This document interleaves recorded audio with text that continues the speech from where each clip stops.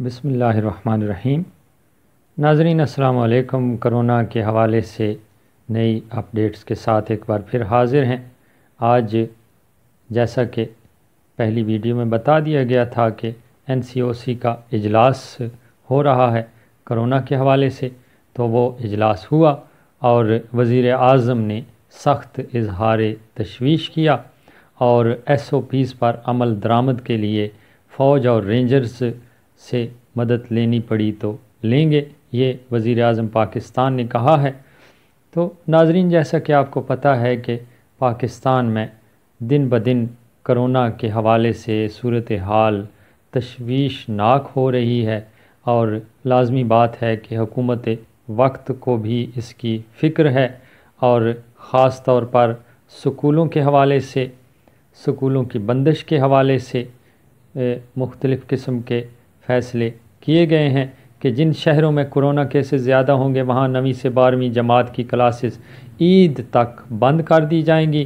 اسد عمر نے یہ کہا ہے، اور واقعی اگر یہی صورتحال رہی تو خدا نخواستہ صورتحال مزید تشویشناک نہ ہو جائے۔ اللہ سے دعا کرتے ہیں کہ حالات ہمارے قابو میں رہیں۔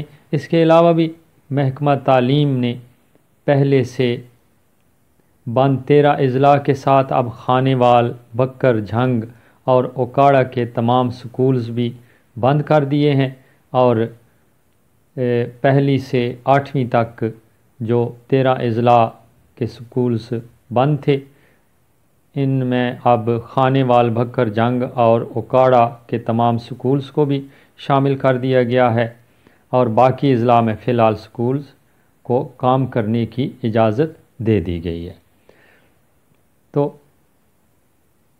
وزیر اعظم نے کہا ہے کہ پاک فوج پولیس اور رینجر کی مدد کرے گی، اور یہ اس وجہ سے کہا گیا ہے کہ لوگ صحیح طور پر SOPs پر عمل نہیں کر رہے، اور اگر لوگوں کی یہ لاپرواہی اسی طرح برقرار رہی تو پھر حکومت سختی سے عمل درآمد کروائے گی۔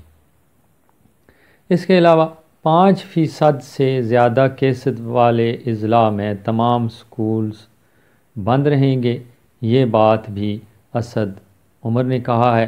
پہلے جو خبر تھی وہ یہ تھی کہ 13% جہاں پر کیسز ہوں گے وہاں پر سکولز جو ہیں بند کر دیے جائیں گے، لیکن اب اس میں تبدیلی لائی گئی ہے۔ اب 5% سے زیادہ کیسز والے اضلاع میں تمام سکولز بند رہیں گے۔